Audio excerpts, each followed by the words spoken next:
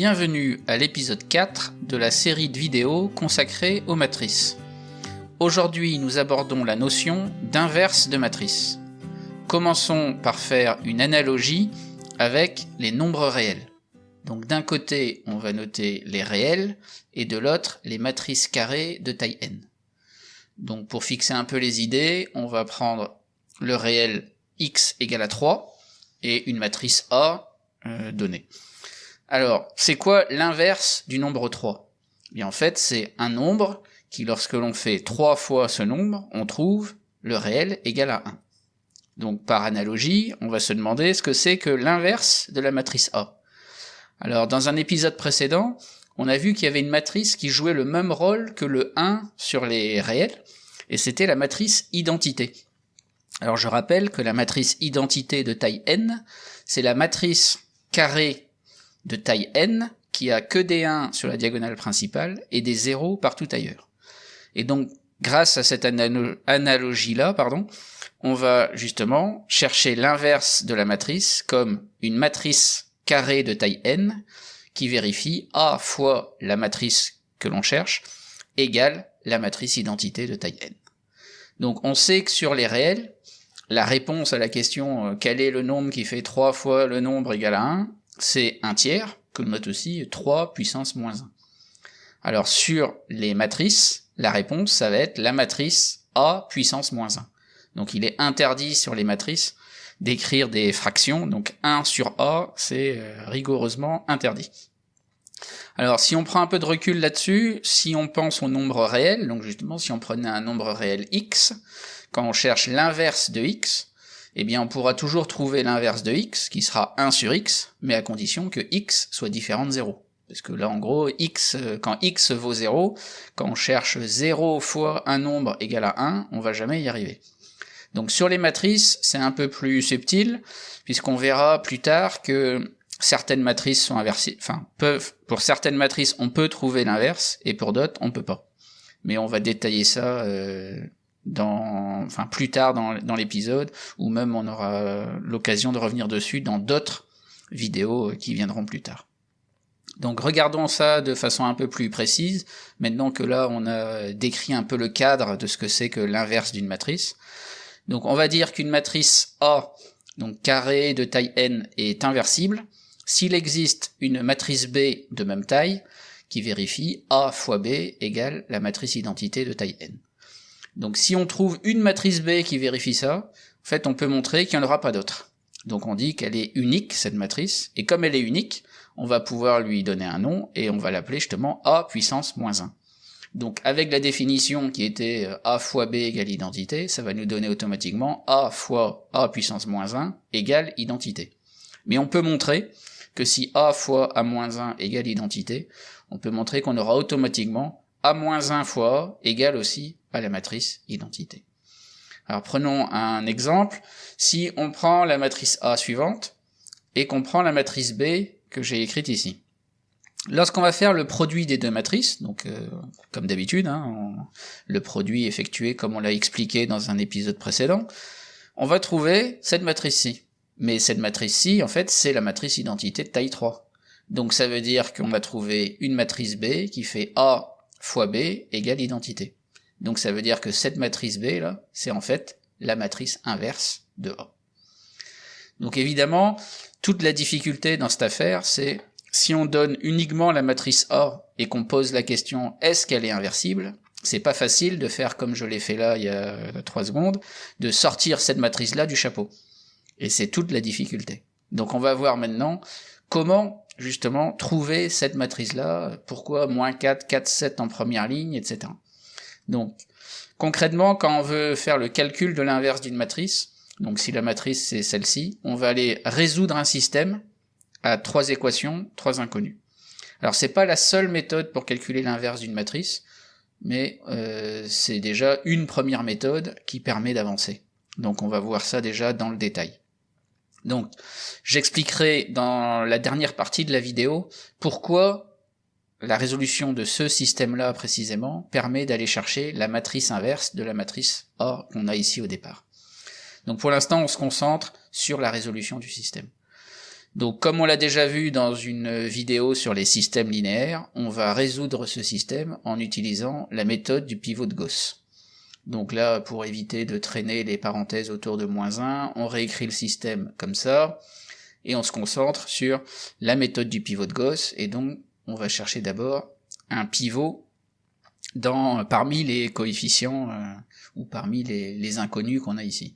Donc évidemment, dans ce système-là, x, y et z sont les inconnus, et a, b et c sont des nombres fixés. Donc l'idée, c'est, pour résoudre le système, en fait, on va chercher à exprimer x en fait en fonction de ABC, y en fonction de ABC, et z en fonction de ABC. Donc comme je disais, on choisit un pivot. Alors moi je vais choisir -x ici, comme pivot, parce que justement c'est bien quand c'est un +1 ou un -1 qui y a devant l'inconnu. Donc là j'aurais aussi pu prendre -y, mais bon, je vais faire le choix de -x ici sur la deuxième équation. Donc je vais éliminer le 4x de la première équation en utilisant mon pivot de la deuxième, donc je vais utiliser que L1 et L2 pour éliminer le 4x. Et ensuite, je vais éliminer le 3x ici de la troisième équation en utilisant uniquement mon pivot ici. Donc concrètement, je vais changer L1 en L1 plus 4L2 pour pouvoir éliminer le x ici. Et je vais changer L3 en L3 plus 3L2 justement pour éliminer le 3x qui est ici en utilisant le pivot. Donc une fois qu'on a fait les calculs, ça nous donne ces trois nouvelles équations, donc évidemment le L2 n'a pas bougé, et avec donc la première équation et la dernière, on se retrouve avec deux équations à simplement deux inconnus qui sont y et z. Donc là encore, on réapplique la méthode du pivot de Gauss. Je prends pour pivot le y qui est ici, puisqu'il y a un 1 fois y devant, donc ça c'est le plus simple à gérer. Donc on prend pour pivot celui-là, et avec ce pivot-là, je vais éliminer le 2y ici de ma première équation. Donc concrètement, là encore, je vais faire L1 qui devient L1 moins 2 fois L3. Comme ça, je suis sûr que ça fera 2y moins 2y, donc les y disparaissent. Comme j'avais pas de x, j'ai toujours pas de x, et je trouve z. Donc, fais les calculs, z donne a moins 2b moins 2c. Donc l'idée, comme d'habitude, j'ai z en fonction de ABC, donc du coup, je peux le remplacer dans la troisième, ça va me donner y, et une fois que j'aurai y et z, je vais déterminer x. Donc concrètement, là encore, je recopie mon système, et je mets en application ce que je viens de dire, c'est-à-dire que j'utilise la dernière équation pour trouver y, donc je vais avoir y qui vaut 2z plus c plus 3b, je remplace z par a moins 2b moins 2c, puisque c'est ce que j'avais trouvé ici sur la première équation, je fais le calcul et je trouve 2a moins b moins 3c. Et maintenant que j'ai y, je remplace dans la deuxième équation, donc ici, j'en sors x, qui vaut moins y moins 2z moins b, je remplace y et z par leurs expressions trouvées juste avant, je fais le calcul, et je trouve x égale moins 4a plus 4b plus 7c. Donc là, j'ai résolu le système, puisque j'ai trouvé x en fonction de ABC, ici j'ai y en fonction de ABC, et ici j'ai z en fonction de ABC. Donc tout ça me donne x, y, z en fonction de ABC, et j'ai fait exprès de mettre en couleur les coefficients qui sont en produit devant chacune des lettres A, B et C, parce qu'en fait ces coefficients-là sont les coefficients de la matrice inverse de A.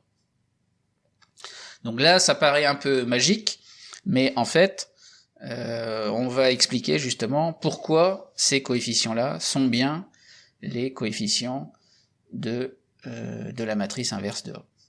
Donc, pour cela, je vais noter grand X, la matrice colonne X, Y, Z, et grand Y, la matrice colonne A, B et C. Donc si on regarde bien ce qu'on a fait, au départ, on avait un premier système, avec les coefficients de la matrice A qui étaient ici en couleur, et à l'arrivée, on avait récupéré un nouveau système qui donnait X, Y, Z en fonction de ABC, et les coefficients qui étaient en couleur, là, ce sont ces coefficients-là, que j'ai dit qui constituait en fait la matrice inverse. Bon, alors le point de départ en fait du raisonnement, c'est que lorsqu'on a un système comme celui-là, on peut le traduire sous forme d'une équation de matrice. Donc concrètement, ça donne cette équation-là, c'est-à-dire que lorsqu'on fait la matrice ici écrite là multiplié par la matrice colonne grand X. Donc c'est le x, y, z qui est ici, là. Donc faut imaginer qu'on fait le produit celui-ci à gauche, multiplié par à droite, mais un peu décalé en haut, avec le x, y, z. Quand on fait ce produit-là, eh bien on va trouver en dessous, si on veut ici, si on imagine le x un peu écrit au-dessus, et le résultat ici écrit en dessous, on va avoir une matrice colonne comme résultat, avec 3 lignes. Et par exemple la première ligne, ça va être 4 fois x, plus 6 fois y, plus 5 fois z, qui est exactement ce terme-là là, qu'on voit apparaître dans le système. Mais en gros, le deuxième morceau là, qui est moins 1 fois x plus moins 1 y plus moins 2z ici, c'est le résultat de la deuxième ligne ici, lorsque l'on fait la matrice ici fois grand X. Et pareil ici, là c'est la troisième ligne du résultat de ce produit là qu'on a à gauche. Et donc quand on dit que chaque élément vaut A, puis le deuxième vaut B, et puis le troisième vaut C, bah ça revient à dire que la matrice colonne qu'on avait obtenue ici comme résultat, c'est la matrice colonne A, B, C, c'est-à-dire Y. Donc c'est pour ça que dire qu'on a ce système-là, c'est exactement la même chose que d'avoir cette égalité-là sur les matrices. Mais cette égalité-là, c'est précisément la matrice A fois grand X égale grand Y. Pour la même raison maintenant, ce système-là, ça veut dire que il peut se traduire par à gauche x, y, z, c'est-à-dire en fait la matrice colonne x, y, z, égale la matrice justement des coefficients mis en couleur ici, fois la matrice colonne y, qui est la matrice ABC. Et donc finalement, cette égalité-là, c'est exactement dire que x égale une certaine matrice B, donc qui est celle-là, la matrice B, fois y. Donc, au départ, on avait AX égale Y, donc le produit de matrice A fois X égale la matrice Y, avec X, qui est en fait la matrice inconnue, puisque grand X c'était la matrice colonne X, Y, Z, c'était X, Y, Z les inconnus, donc en fait c'est la matrice grand X qui était une matrice inconnue. Et à l'arrivée, on a réussi à isoler grand X, et donc du coup on a trouvé la matrice inconnue, quoi. Alors maintenant, ce qui reste à voir, c'est pourquoi cette matrice B là est la matrice inverse de A.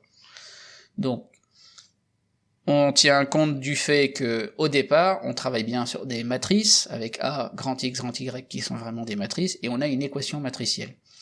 Et celle-là, il faut la rapprocher d'une équation qu'on pourrait avoir sur les nombres réels. Donc par exemple, 3 évidemment c'est un réel, imaginons petit x, petit y, deux réels aussi, avec une équation de la forme 3x égale y, où c'est x l'inconnu, et on cherche à exprimer x. Donc évidemment, si on devait résoudre cette équation-là, on dirait tout de suite, on divise par 3 des deux côtés du signe égal, on trouve x égale y sur 3. Ça, effectivement, c'est correct. Mais comme j'ai envie de l'appliquer, le résultat ou le raisonnement que je vais faire, je veux l'appliquer à des matrices, et sur les matrices, j'ai pas le droit de diviser par une matrice, donc je vais faire semblant de pas savoir le faire en divisant par 3. Et donc plutôt que de diviser par 3, je vais dire que je vais multiplier par un tiers. Donc du coup, au lieu de diviser par 3 des deux côtés, je vais multiplier par un tiers des deux côtés. Donc ça va me faire 1 tiers fois 3x égale 1 tiers fois y. Maintenant, 1 tiers fois 3x, bah c'est pareil que 1 tiers fois 3, le tout fois x. Mais 1 tiers fois 3, justement, ça fait 1, donc ça fait 1 fois x égale toujours 1 tiers fois y. Et 1 fois x, ça fait x, qui vaut donc 1 tiers fois y, ou si on veut, y sur 3. Donc ce raisonnement-là qu'on peut faire sur les réels, ben je vais faire exactement la même chose, mais sur les matrices. Alors du coup, si je veux l'appliquer pour les matrices, il faut déjà que ma matrice soit inversible. Donc si la matrice A est inversible, je vais multiplier à gauche, donc des deux côtés, mais à gauche, par A-1. C'est-à-dire que ça va me donner A-1 fois la matrice AX égale A-1 fois la matrice Y. Donc c'est important de multiplier à gauche et pas à droite, déjà pour que ce soit bien défini, que le calcul puisse se faire, et c'est surtout parce que j'ai envie de rapprocher la matrice inverse A-1 de la matrice A. Donc il faut en quelque sorte qu'elles soient l'une à côté de l'autre. Donc maintenant qu'on a ça, il faut voir que à gauche, ici, j'ai le produit de trois matrices. Et si on repense à une des propriétés vues sur le produit de matrice, quand on voulait faire A fois B fois C, donc le produit de 3 matrices, on avait dit qu'on pouvait faire soit d'abord B fois C, et après on multiplie par A, soit on fait A fois B, puis après on multiplie par C. Donc ici, plutôt que de faire d'abord A fois X, on va d'abord faire A moins 1 fois A. Ce qui va nous donner donc d'abord le calcul A moins 1 fois A, et après le résultat, on le multipliera par X. Mais par définition de la matrice inverse A moins 1, en fait on sait que A moins 1 fois A, c'est la matrice identité de taille 3, puisqu'ici notre matrice A est de taille 3, hein, donc tout à l'heure on avait dit dans la définition de matrice inverse, c'était A moins 1 fois A égale matrice identité de taille n, mais ici c'est matrice identité de taille 3 parce que A est de taille 3. Et maintenant, identité de taille 3 fois X, il n'y a qu'à poser la multiplication, hein, on met les coefficients de la matrice identité à gauche, à droite, un petit peu surélevé, les coefficients de la matrice colonne grand X, on fait le produit, et on voit que ça fait grand X. Et donc, à l'arrivée, on a grand X égale A moins 1 fois Y. Donc c'est pour ça que lorsqu'on démarre avec AX égale Y, et qu'on cherche à résoudre cette équation-là, cette équation matricielle, eh bien on trouve finalement X égale A moins 1 fois Y. Et donc c'est pour ça que précédemment, quand on trouvait avec la résolution du système grand X égale grand B fois Y, ben c'est pour ça que grand B, en fait, c'était la matrice inverse de A. Donc on va terminer en faisant un petit résumé de ce que l'on a fait précédemment. Donc, on a vu que lorsqu'on voulait calculer l'inverse de la matrice A, il fallait résoudre un certain système là qu'on lui avait associé, avec X, Y, Z qui étaient les inconnus, et A, B et C des réels fixés. Donc si on réussit à résoudre le système pour tout réel A, B et C, alors on montre du coup que la matrice est inversible, et on peut mettre en avant même les coefficients de la matrice inverse. En revanche, si on ne réussit pas à résoudre le système, donc on ne réussit pas pour tout réel A, B et C, ça veut dire en fait que la matrice n'est pas inversible. Donc on verra plus tard qu'il y a des critères plus précis et plus efficaces même pour montrer qu'une matrice est inversible ou pas, mais cela repose sur la notion de déterminant de matrice. Donc on verra en fait qu'une matrice est inversible si son déterminant est différent de 0. Donc comme on reviendra dessus plus tard, je vais juste donner une application de ce résultat dans le cas particulier des matrices carrées de taille 2. Donc quand on a juste une matrice là ABCD comme ça qui est inversible, enfin si on veut qu'elle soit inversible, eh bien il faudra absolument que AD moins BC soit différent de 0. Parce qu'en fait AD moins BC c'est justement le déterminant de la matrice. Et voilà, cela termine l'épisode 4, ainsi que la série de vidéos sur les matrices. Cette série constitue le bagage minimal à connaître avant d'aborder dans de prochaines vidéos les déterminants de matrice et la diagonalisation de matrice.